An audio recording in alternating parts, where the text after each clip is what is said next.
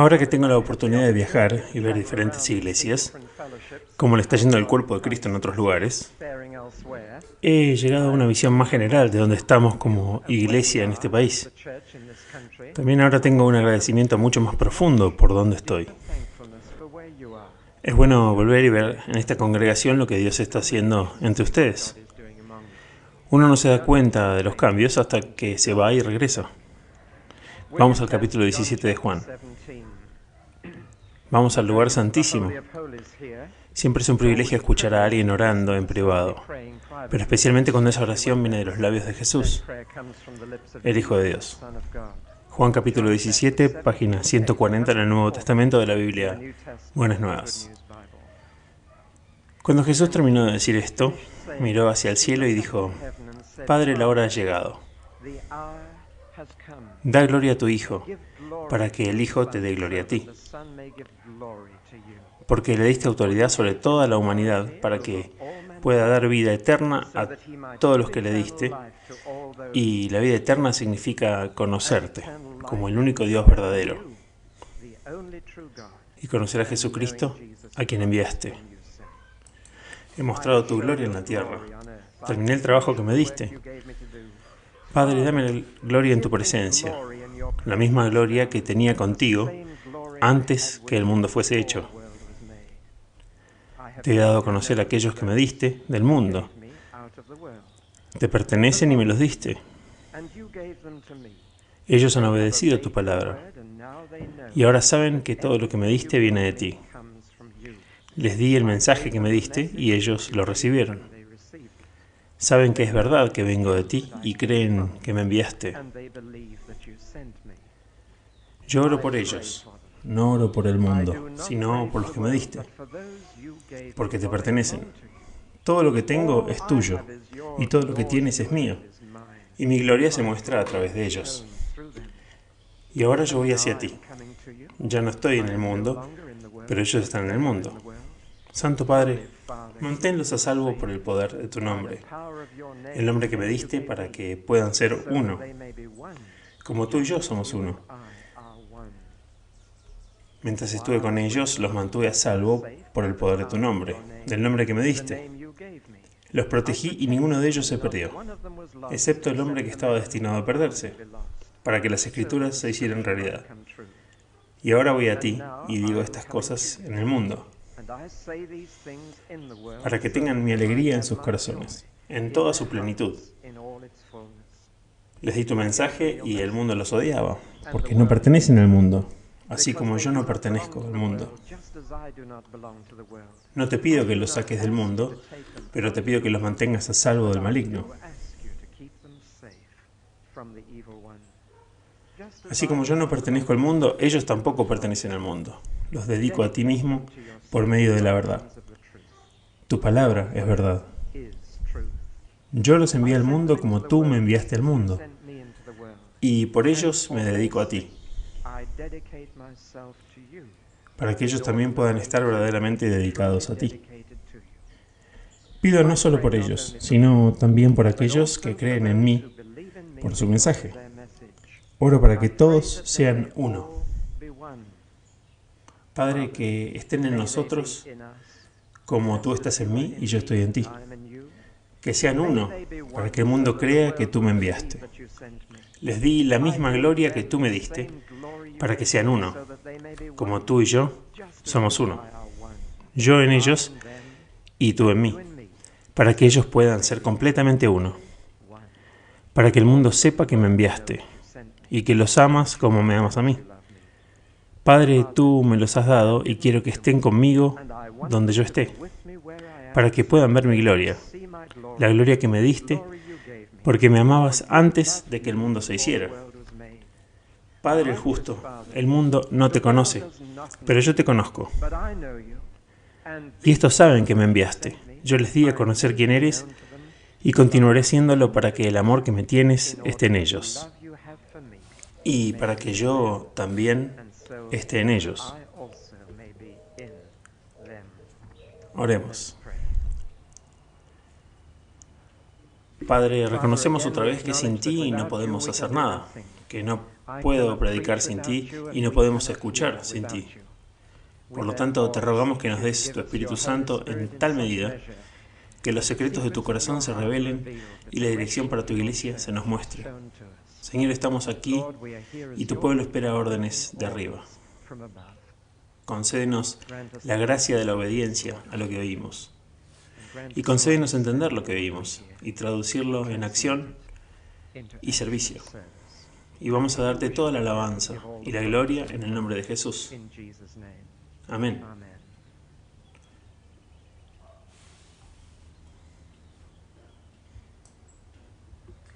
Mientras nos acercamos a la Navidad, última Navidad de los años 70, y el mundo mira hacia los 80, las dos cosas que se esperan de la humanidad no son realmente muy alentadoras.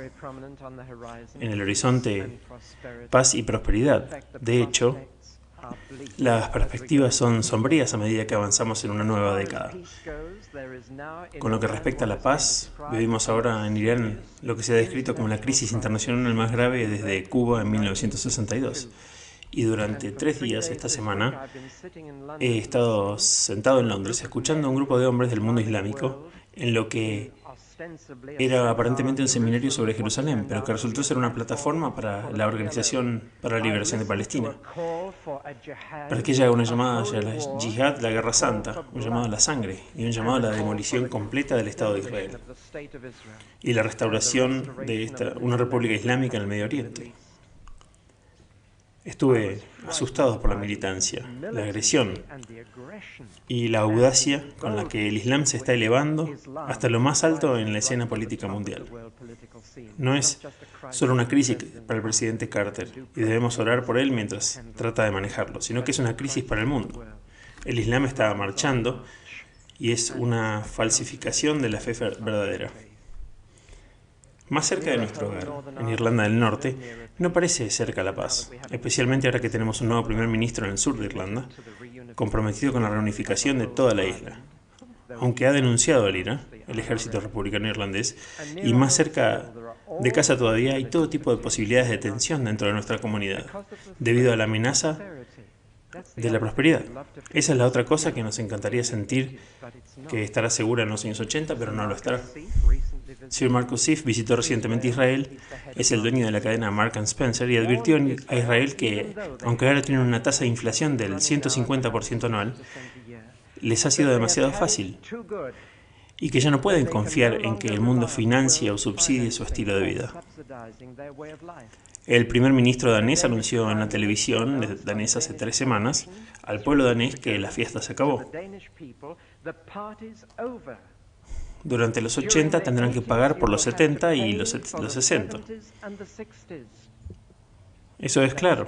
Nuestros propios políticos están tratando de dar el mismo mensaje, diciéndonos que hasta ahora lo hemos tenido demasiado fácil, demasiado bien. Y el hecho es que desde 1971, cada libra que he gastado, o cada libra que se ha gastado en mí, ha tomado prestado 10 peniques. Y no teníamos ninguna intención real de pagarlo de vuelta, así que ahora estamos en deuda en orden de 1.000 millones de libras. De modo que entramos en los años 80. Las perspectivas de paz por un lado y la prosperidad en el otro son sombrías. Uno podría pensar, por tanto, que habría una seriedad generalizada en el sentido de que la gente estaría siendo una preparación para una década difícil, para enfrentar la crisis que seguramente vendrá. Uno pensaría que la gente está preparada para enfrentar la realidad. Pero uno de los mecanismos de escape de la naturaleza humana es un optimismo que se niega a enfrentar los hechos. La semana pasada, una encuesta entre una muestra representativa de británicos hizo esta pregunta: ¿cree que los 80 serán peores o mejores que los 70? Y el 75% dijo que iba a ser mejor, que iba a ser glorioso. Está obligado a ser mejor. Cuando el encuestador preguntaba, ¿pero cree que el crimen va a disminuir? La respuesta es no, creemos que sigue creciendo. ¿Cree que la honestidad volverá? No, parece estar desapareciendo. Y aunque en los hechos estuvieron de acuerdo en que cada uno de los puntos que se mencionaron empeoraba, sin embargo, está este optimismo ingenuo, que seguramente mejorará. Cuando se les preguntó, ¿cómo se puede ser tan complaciente? ¿Cómo puede ser tan feliz frente a la situación que tenemos adelante? La respuesta fue, el secreto de la felicidad es olvidar el mañana y vivir solo el hoy. Y quisiera agregar a eso, y si es posible, tener un poco de nostalgia por el ayer. Ahora, en ese estado de ánimo de nuestra nación, creo que uno de los títulos que podríamos darle a los 80 sería el de los 80 que se escapan. Hay una prisa por escapar de esta situación. La industria de más rápido crecimiento hoy en día es el turismo. Como si de alguna manera subirse a un barco o avión e irse te alejará de la situación al menos temporalmente. El problema con cada viaje, ya sea con las drogas o en avión, es que tienes que volver tarde o temprano. La televisión va a jugar un papel mucho más importante en nuestra vida que nunca. Con la videograbadora, en la que, por cierto, parece que el diablo ya tiene una participación accionaria del 75%. Y con satélites de transmisión por encima de Europa que nos darán la opción de 30 a 40 canales en este país para 1982, pueden ver que eso también es parte de todo el asunto. Ahora es en este contexto que quiero compartir una carga que el Señor me está llevando a compartir en otros lugares. Y creo que es una de las cosas que le está diciendo el cuerpo de Cristo, especialmente en este país. Es esto. Con un ánimo de escapismo, con una renuencia a enfrentar la realidad. La iglesia de Cristo no debe volverse tan mundana que también quiera escapar del mundo. Y sin embargo, una de las características que están apareciendo, y podría volverse una característica de nosotros, los cristianos, durante la próxima década, es un estado de ánimo escapista. Tenemos aún más razones para hacerlo que el mundo. Puedo entender a las personas que no tienen fe en Dios, no tienen esperanza para el futuro y no saben hacia dónde van las cosas en el mundo. Puedo entender que se nieguen a enfrentar los hechos, huyendo de todas las formas posibles, queriendo esconder la cabeza en la arena. Pero también puedo ver que nuestra fe también podría usarse de la misma manera, que podríamos llegar a estar tan preocupados con el próximo mundo que descartamos este. O más sutilmente, las iglesias pueden obsesionarse tanto incluso con su propia supervivencia que el mundo es un interés secundario. Podemos preocuparnos tanto en cuanto a cómo vamos a sobrellevar, cómo vamos a sobrevivir, cómo vamos a ser cuidados pastoralmente, cómo vamos nosotros a los 80, que perdemos de vista el mundo en el que Dios nos ha puesto. Esto es lo que se le sucedió al antiguo pueblo de Dios, Israel, y todavía les está sucediendo. La tragedia de Israel es que están de regreso en su tierra, pero han olvidado que Dios los puso allí. ¿Y por qué? Dios los puso en esa tierra precisamente porque es el corredor principal de la historia mundial, precisamente porque une Europa, África y Asia, precisamente porque desde ese punto podían ser una gran influencia. Pero quienes ahora están creando estos asentamientos provocativos en la ribera occidental del Jordán no están preocupados por la misión de Israel en el mundo. Están preocupados con que Israel debería sobrevivir. Y esa tierra se les prometió para su propio uso. Y eso no era el objetivo cuando Dios llamó a Abraham y le dijo, voy a darte esta tierra. Dijo que era porque quiero bendecir a todas las naciones del mundo, todas las familias de la tierra, en ti serán bendecidas. Han olvidado su llamado. Por lo tanto, no es de extrañar que los asentamientos están perdiendo la simpatía y el apoyo del pueblo de Dios en todo el mundo. Es porque quieren la seguridad y la supervivencia de su propio pueblo. Buscan salvar su vida y la perderán al ver la tierra como algo que se les dio para sus propósitos, en lugar de algo que se les dio para el mundo. Podrían perder tanto. Si Dios hubiera querido darles una tierra para su propia seguridad, ¿por qué no lo hizo? Darles un valle desierto en Shangri-La en el Himalaya, ¿por qué los puso donde lo hizo? Hay muchas formas en que los cristianos pueden huir de las realidades del mundo. Una es llenar nuestro tiempo con compañerismo y adoración, cosas buenas, cosas importantes, pero si vamos a llenar nuestro tiempo con estas cosas, nos olvidamos del mundo exterior. Otra forma es aferrarnos a doctrinas que insinúan que vamos a escapar del problema que se avecina. Gracias a Dios que Jesús fue tan honesto diciendo, en el mundo van a tener un gran problema, gran tribulación. Y sin embargo, una de las doctrinas más populares sobre la que se están vendiendo tantos libros en este momento es la doctrina del rapto secreto. Antes de que el problema nos golpee, no se preocupen, seremos sacados del mundo. Hay calcos bastante complacientes que están apareciendo en Estados Unidos en las tapas de atrás de los autos. Si escuchas el sonido de una trompeta, agarra el volante. ¿Qué te dice eso? Un hombre de negocios esta semana me dijo que se había encontrado con una aerolínea estadounidense donde ahora no está permitido que dos pilotos cristianos vuelen juntos. Debe haber un pagano en los controles, de modo que si el cristiano desaparece, hay un pagano para aterrizar el vuelo. Con este tipo de cosas le dicen al mundo, estoy a punto de salir, eres tú quien va a tener el problema, no yo. Pero hay muchas formas más sutiles que esta, y creo que una de las palabras que Dios le está diciendo a su iglesia en esta época movida, a medida que avanzamos en los 80, es esta. Envié a mi Hijo al mundo. Y estoy buscando una iglesia en los años 80 que va a hacer lo mismo. No huir de Él, sino ir directo a Él. ¿Por qué sucedió la encarnación?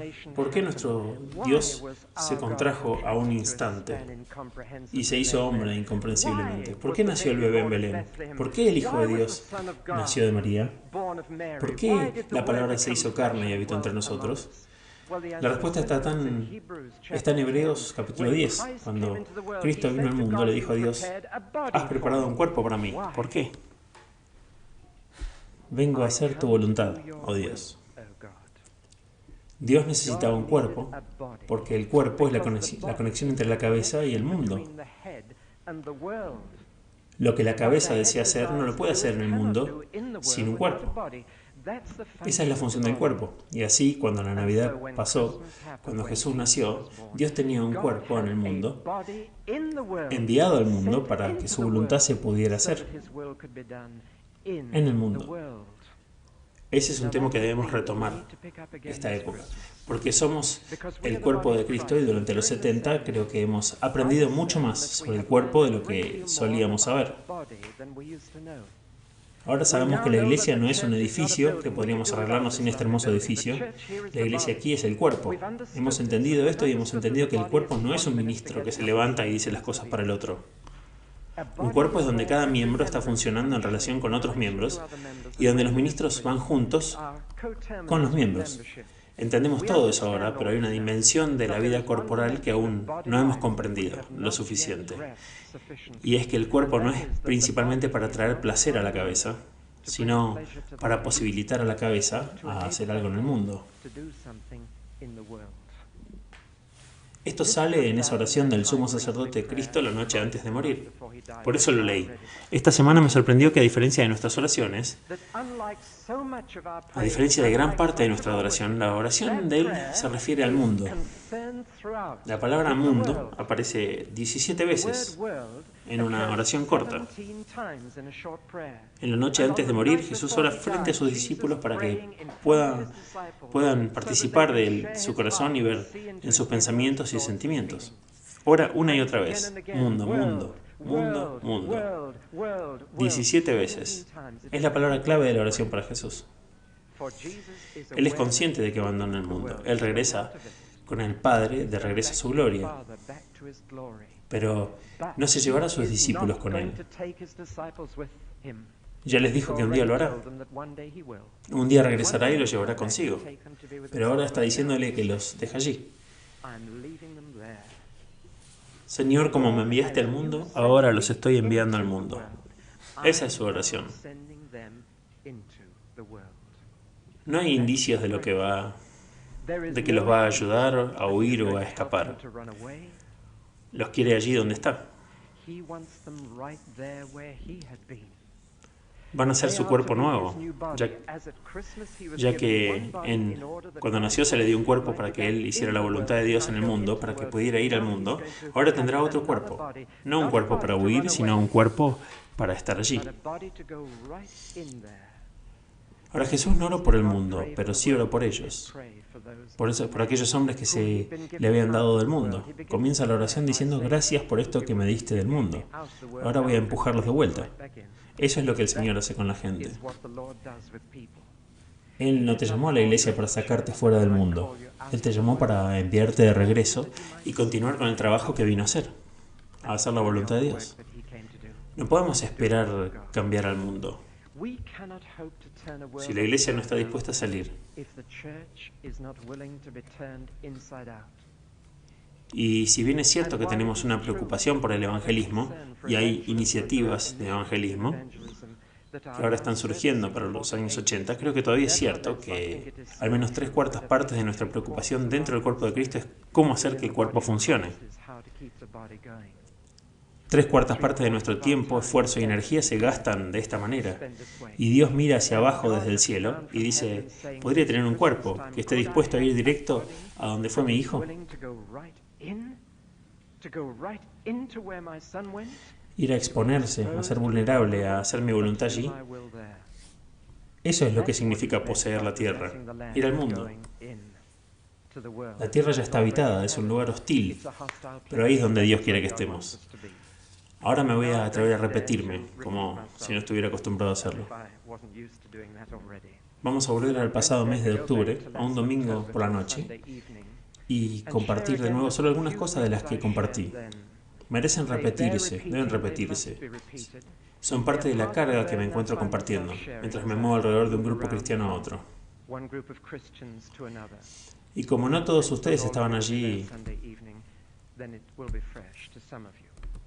el domingo por la noche, entonces será nuevo para algunos de ustedes. Pero a medida que se nos envía el mundo, debemos pensar muy claramente, debemos estar seguros de nuestras mentes. Primero, de quién es el mundo, de quién es el territorio que estamos invadiendo, porque eso afectará nuestra actitud muy profundamente. Y cuando volvamos a la Biblia, hay 3 cosas que dice sobre el mundo en el que vivimos, que debemos guardar mucha seguridad en nuestros corazones, si vamos a estar a salvo de este mundo. Y el primero es esto: este es el mundo de Dios. Él lo creó. No vas a un lugar extraño, no vas a un lugar donde Dios no está. Cuando vamos al mundo, nosotros vamos al mundo de Dios. En el principio creó Dios el cielo y la tierra. Por lo tanto, le pertenece, y en el fondo es básicamente un mundo bueno. Muy en el fondo. Tenemos que saber dónde, desde el principio, o iremos con el espíritu equivocado. Es necesario saber que este es el mundo de Dios, para tener una actitud correcta hacia las cosas, tener una actitud correcta hacia la gente, y tener una actitud correcta hacia la sociedad. Estas son cosas que no he dicho antes. En primer lugar, una actitud correcta hacia las cosas. Cuando Pablo se enfrentó a una forma pervertida de cristianismo que decía que uno debe abstenerse de comida y abstenerse de tener relaciones sexuales y un número de otras cosas, su respuesta a esa perversión del cristianismo fue que Dios creó todas las cosas buenas. Y Dios hizo que todas las cosas se disfrutaran. Lean 1 Timoteo otra vez. Esa fue su respuesta. Estas cosas no son malas, son cosas que Dios hizo. Y todo lo que Dios hizo es bueno y para disfrutarlo. Es una afirmación del mundo que los cristianos necesitan si quieren ser equilibrados en su actitud hacia Él. Pero ahora permítanme pasar a la actitud hacia la gente. Hay una actitud hacia el mundo que ve la naturaleza como más de Dios que la naturaleza humana. Y puedo entender por qué. Hay poemas sobre estar muy cerca del corazón de Dios en un jardín, más que en cualquier otro lugar en la tierra. Quiero que piensen eso de nuevo. Esas flores son hermosas. Dios las hizo, pero cuando Dios mira esta mañana a las personas dice: ellos son mi obra maestra. Las flores son buenas, pero cuando dice esas personas dije: esto es muy bueno. En otras palabras, deberíamos ver a los seres humanos más de Dios mucho más de Dios que en la naturaleza. Cuando digo que este es el mundo de Dios, no quiero decir que si subes a las colinas en un día mejor que este y miras el cielo y los árboles y las flores y dices, ¿no es maravilloso? Es de Dios. Una vez que me alejé de toda esa gente, y me alejé del jefe, y me alejé del trabajo, y salí a las colinas, estoy en el mundo de Dios. Pero Dios dice, no, mi obra maestra son los hombres. Ahí es donde mi imagen es más clara. Y mientras es más fácil caminar por un hermoso jardín y decir, este es el mundo de Dios, debemos aprender a hacerlo cuando estemos sentados en un tren de metro mirando los rostros cansados y pastosos de la gente.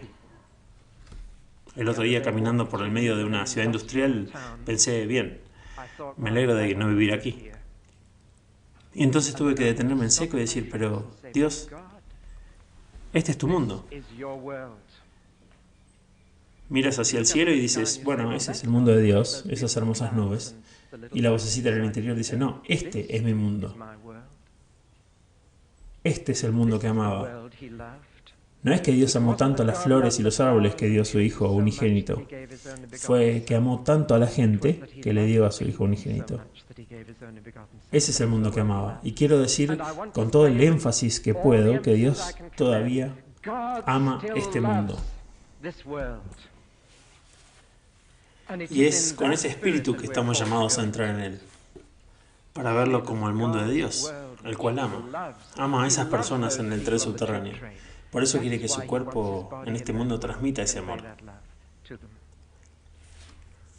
Este concepto del mundo de Dios también nos ayudará en nuestra relación con el mundo social de las instituciones, para ver que esas cosas que mantienen unida a la sociedad son obra de Dios.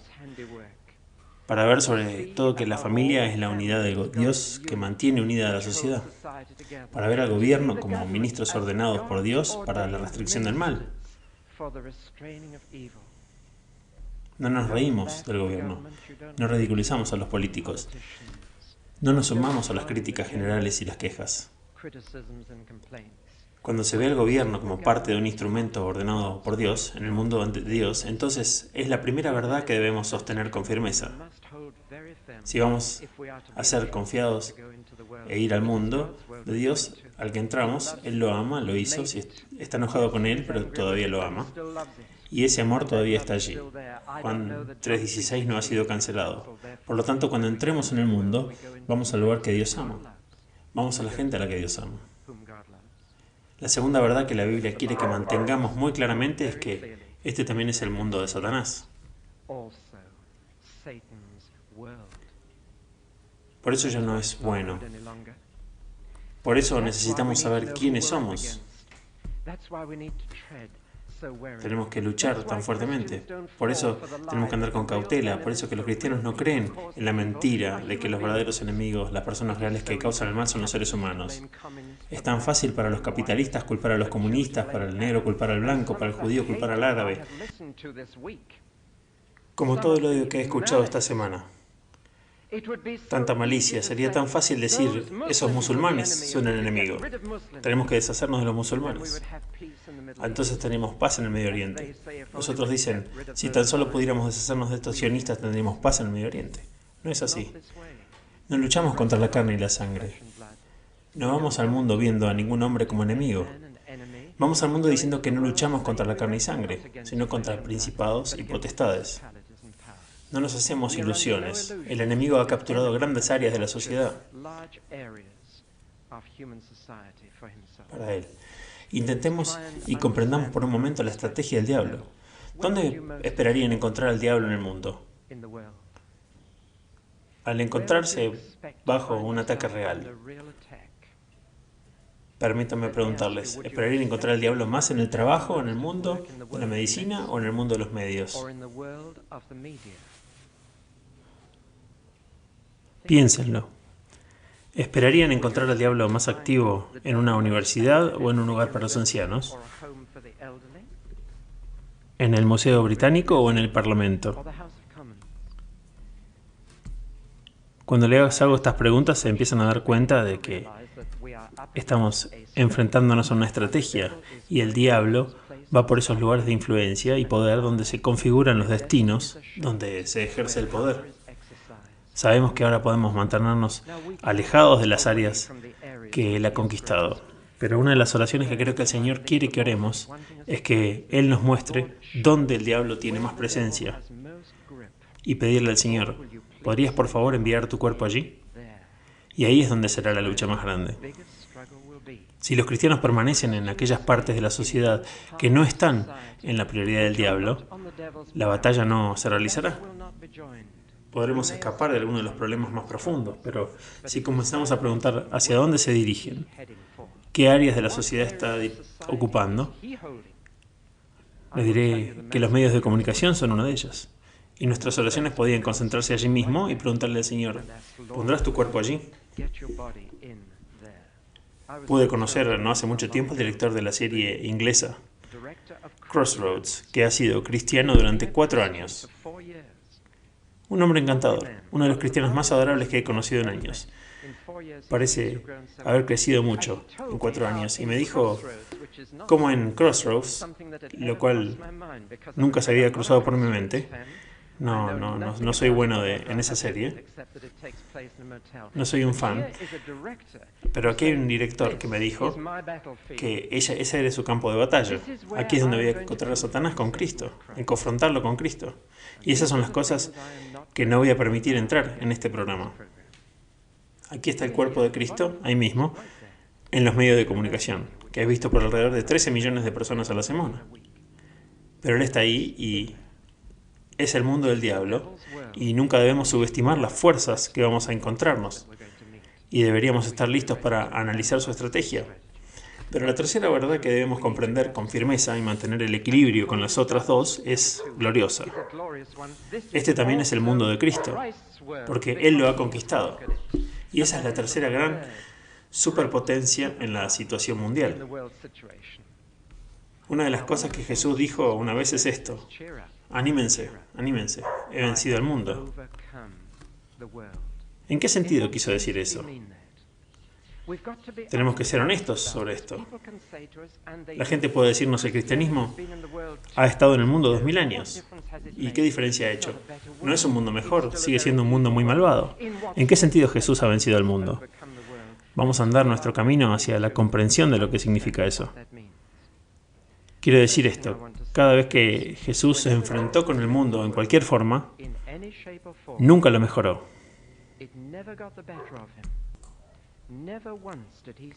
Nunca sucumbió, nunca el mundo lo controló. Cada confrontación condujo al triunfo de Jesús. En ese sentido, Él venció al mundo y fue el primer ser humano en hacerlo. Así que la primera persona que se enfrentó a todo lo que el mundo podría haber arrojado a través de la tentación, la presión, el mal, la tensión, el estrés, y aún así Jesús siempre venció. Y esto culminó en la cruz, donde las cosas peores que se le podían haber hecho a un ser humano se le hicieron a Jesús. Y allí terminó. Y Jesús venció eso. Significa que tiene derecho a ser el gobernante mundial. Y cuando vamos al mundo es con este tremendo sentido, que a pesar de todas las malas noticias, a pesar de las sombrías perspectivas para los 80 que hemos tenido que afrontar y a las que no debemos cerrar los ojos, a pesar de todo, Él está en el trono. Él vence al mundo. Se le da toda autoridad en el cielo y en la tierra. Esto es lo que le da al cristiano la capacidad de ir en un mundo que es de Dios y de Satanás e ir con la confianza de que Cristo puede vencer. Esto puede suceder a un nivel muy simple. Se puede probar en los encuentros cotidianos. Déjenme contarles sobre un amigo nuevo, es noruego, un cristiano encantador, y estaba viajando a Israel en un avión del AL hace unas 8 semanas y había pedido especialmente en el mostrador del aeropuerto un asiento junto a la ventana, en un compartimiento para no fumadores.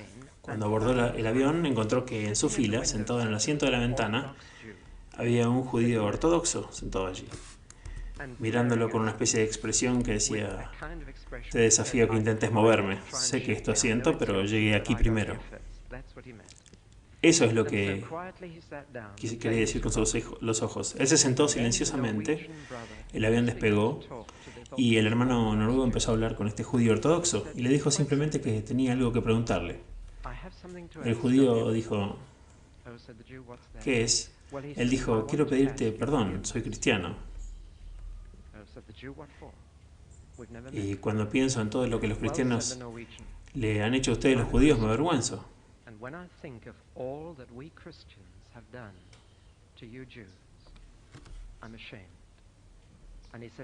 Y es una carga para mí, así que cuando llegue a su tierra, por favor, ¿usted me perdonaría?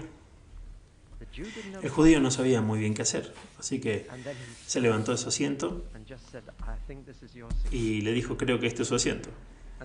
Y cambiaron lugar. Es un evento muy simple, pero en este encuentro simple veo el mundo de Dios. Y veo a Satanás y veo a Cristo. Y en esta situación el bien debe vencer el mal. Es un nivel simple, pero creo que Dios está llamando al cuerpo de Cristo para salir al mundo y confrontar a Satanás en el nombre de Jesús y establecer el reino de Dios en esa situación. Permítanme simplemente describir los 4 niveles en los que estamos llamados a estar en el mundo. El primero es bastante alentador y es que de hecho podemos influir en el mundo simplemente estando presentes en él.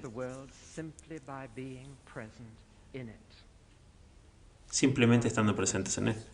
Pienso en un joven que entró en la Fuerza Aérea de Adén, en una sala que estaba llena de imágenes lascivas sobre cada cama.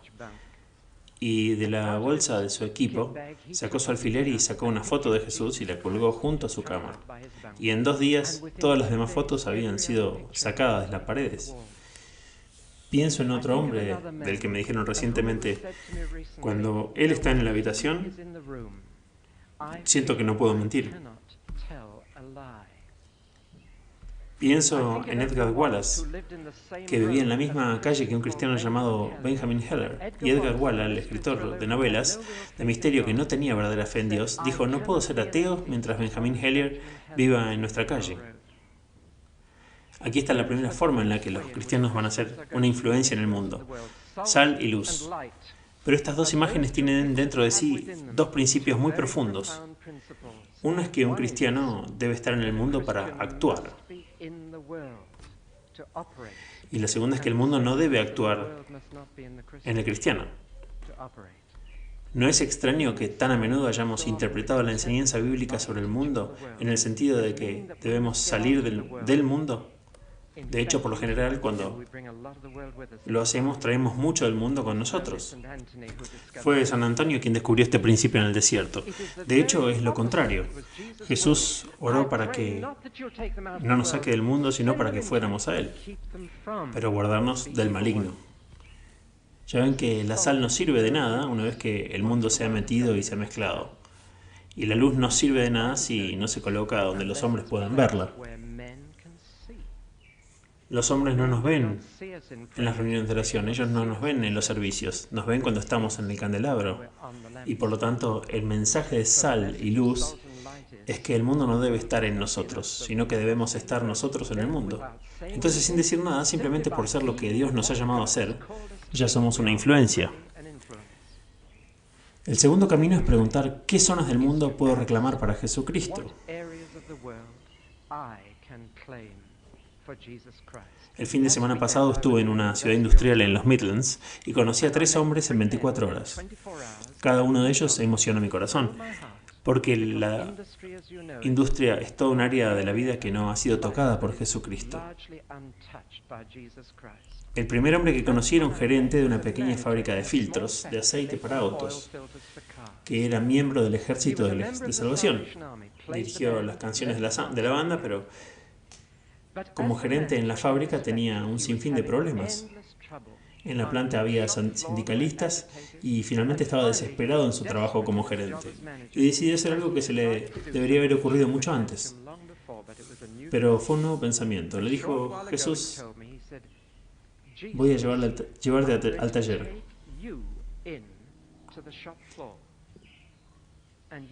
Y él lo solucionó. Ahora, había ido al ejército de salvación durante años, un buen cristiano, pero nunca pensó en hacer eso. Así que el siguiente lunes por la mañana entró en la fábrica y el lunes por la mañana no es una buena mañana para las relaciones industriales. Y se metió de lleno en una situación. Pero al entrar cerró los ojos por un momento y dijo: Jesús, este es tu taller. Ahora, ver su cara mientras me describía lo que había sucedido era simplemente hermoso. Su rostro se iluminó. Me dijo: funcionó, Jesús se hizo cargo. Dijo que la vida ha sido tan diferente. Nunca había visto el taller como algo de lo que hacerse cargo en nombre de Jesús. No está tirando su religión en la cara de los hombres. Se dio cuenta de que Dios no lo quería solamente cantando canciones en el coro del ejército de salvación, sino poniendo el reino de Dios en la fábrica. El segundo hombre que conocí fue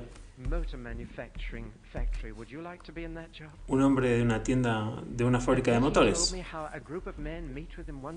Y me dijo cómo un grupo de hombres se reúne con él una vez a la semana a las 6 de la mañana para orar a través de cada disputa que surge, para averiguar lo que Cristo quiere hacer en esa disputa. Y la influencia de este hombre está creciendo muy rápidamente. El tercer hombre que conocí fue un ingeniero de la Junta de Gas. Le pregunté sobre su trabajo y me dijo que nos estamos enfrentando a una verdadera crisis porque el precio del gas está muy fuerte. Hay que levantar el precio del gas para estar a la par de otra fuente de energía. Este año vamos a hacer una especie de amnistía. Vamos a tener un gran aumento en el consumo y en el gasto de gas. Y lo que va a pasar es que todos los hombres van a luchar por un aumento masivo de los salarios. Y eso traerá una escalada de demandas salariales en las otras industrias, que va a ser devastadora para el país. Saben que el dinero está y dicen que van a conseguir, y están pidiendo una inflación masiva. Me dijo: bueno, te diré lo que hicimos. Y se pusieron a orar y dijeron: Señor, este es tu mundo. ¿Qué vas a hacer tú en esta situación? Y este ingeniero fue al sindicato en el nombre de Cristo para exponer la avaricia y el interés propio que le tenía otra gente. El resultado de lo que pasó es que de 12 distritos en este país, este distrito se ha negado a hacer la demanda de su parte de esta ganancia inesperada que viene.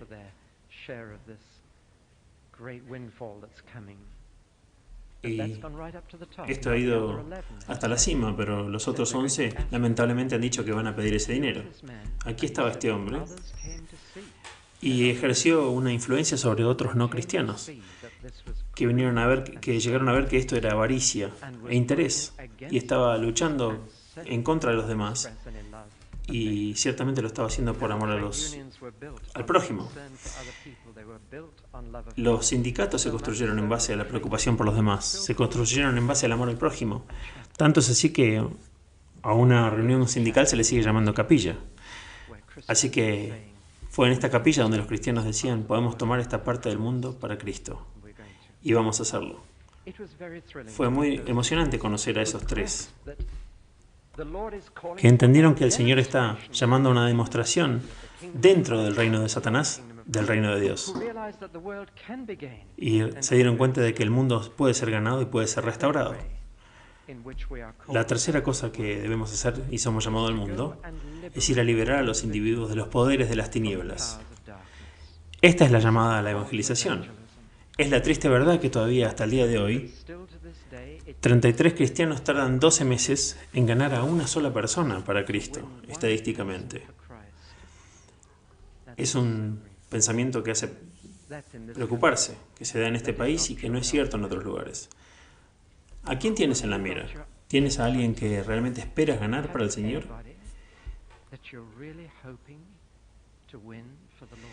Pienso en un estudiante que fue a Cambridge, su nombre era John, y John fue a Cambridge y un día estaba mirando en el campo de deportes de Cambridge un partido de cricket y vio al capitán del equipo, un hombre obviamente dotado de liderazgo, alto y guapo, Y John, el estudiante, dijo, voy a ganar a ese hombre para el reino de Dios. Voy a atraparlo para Dios. ¿Qué hizo? Él no jugaba al cricket, así que dijo, voy a tener que aprender. Y le tomó mucho tiempo. Y practicó, se esforzó y poco a poco fue mejorando hasta que era lo suficientemente bueno como para ser elegido para jugar en el mismo equipo que este hombre. Entonces se hizo amigo de él. Poco a poco sus oraciones se cerraron en torno a este hombre y así es como David Shepard se hizo cristiano. Ahora es el obispo de Liverpool. Porque un estudiante cristiano dijo, voy a capturar a ese hombre para Cristo. Lo quiero en el reino. Es un pensamiento maravilloso, pero aleccionador, que si cada uno de nosotros durante los próximos 12 meses dijera, voy a capturar a uno solo, liberarlo del reino de las tinieblas y llevarlo al reino del Hijo de su amor, por la gracia de Cristo, eso transformaría la situación. Bueno, estas son las formas en las que vamos a ir al mundo. Les puedo decir, una de las promesas más preciosas que hizo Jesús es condicional. Depende de que vayamos al mundo. Si huimos del mundo, no podemos reclamar esa promesa.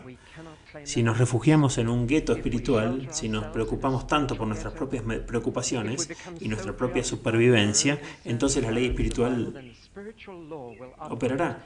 Quien quiera salvar su vida la perderá. Pero la promesa a la que me refiero viene al final del Evangelio de Mateo, donde Jesús los envió al mundo habiendo dicho, es mi mundo, yo soy la autoridad. Toda la autoridad en el cielo y en la tierra me han sido entregados. Ahora vayan. Y he aquí que yo estoy con ustedes. Esto podría significar, en un sentido profundo, de la presencia de Cristo esperando y operando con aquellos que van. Mientras hablo con estos tres hombres en la ciudad industrial, noté que el sentido de la presencia de Cristo había sido tan real, no en la iglesia, no en la reunión de oración, que los había respaldado, sino en el mundo al que habían ido. Ahí es donde se encuentra Cristo. Es donde quiere ser encontrado. Hay un pequeño poema que no sé quién escribió, que tuvo una verdadera batalla con el Señor sobre esto. Quiero leerlo como el ejemplo final de lo que he estado diciendo. Yo dije, déjame caminar por los campos. Él dijo, no, camina en la ciudad. Le dije, no hay flores allí. Él me dijo, no hay flores, pero hay una corona. Pero el cielo es negro y no hay más que ruido y barullo. Él lloró mientras me llevaba de vuelta. Hay más, dijo. Hay pecado. Yo dije, pero el aire es espeso y la niebla se evade. El sol no está. Sin embargo, los corazones están enfermos y las almas en la oscuridad.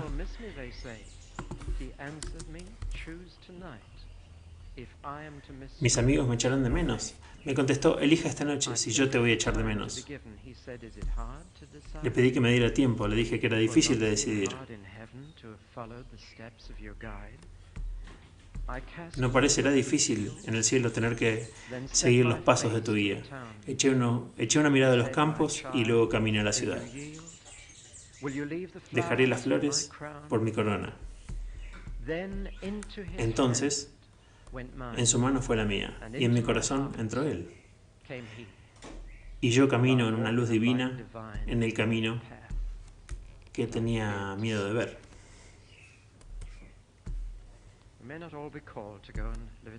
Un hombre que fue llamado a vivir en la ciudad. Puede que no todos seamos llamados a ir a vivir al campo, pero escucho a Cristo orando la noche antes de morir. Lo oigo decir de nuevo, los he enviado al mundo, como me enviaste al mundo. Oremos.